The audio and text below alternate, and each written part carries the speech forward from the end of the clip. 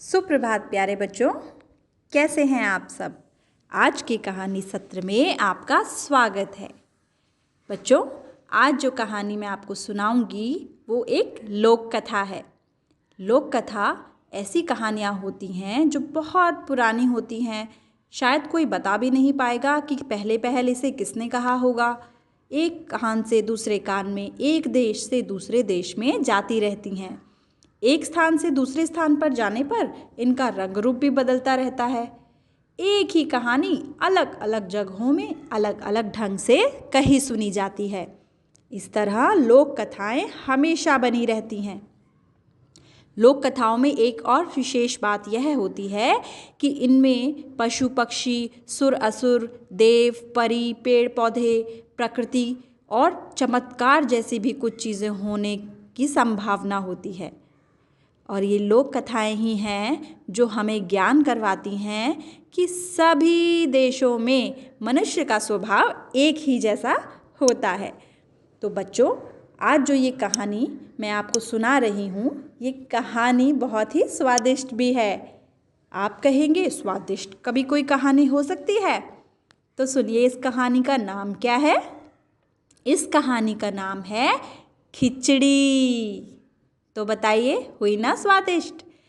चलिए, यह कहानी जो है, जिस पुस्तक के माध्यम से मैं आपको सुना रही हूँ, उसे प्रस्तुत किया है जितेंद्र कुमार ने और इसके सुंदर से चित्र बनाए हैं दुर्गाबाई व्याम ने। तो चलिए शुरू करते हैं हमारी कहानी खिचड़ी। एक बार बिरजू अपनी ससुराल गया। बिरजू की सासू माँ ने उसे दाल और चावल से बनी एक चीज़ खिलाई। बिरजू को उसका स्वाद बहुत अच्छा लगा। उसने पूछा, इसका नाम क्या है? सासू बोली, खिचड़ी। बिरजू ने सोचा, वापस घर जाकर भी मैं खिचड़ी ही खाऊंगा, लेकिन कहीं नाम ना भूल जाए, इसीलिए वह खिचड़ी खिचड़ी बोलता हुआ घर की तरफ चल दिया। चलते चलते बिरजू का पैर एक गड्ढे में पड़ गया और उसे झटका लगा। झटके से हड़बड़ाकर बिरजू खिचड़ी के बदले खाचड़ी खाचड़ी बोलने लगा। अब वह खाचड़ी खाचड़ी खाचड़ी बोलता हुआ जा रहा था। तो रास्ते में एक किसान अपने खेत में मक्के के बीज बो रहा था। उसने खाचड़ी खाचड़ी सुना तो उसे बहुत गुस्सा आया। क्यों गुस्सा आया होगा भला?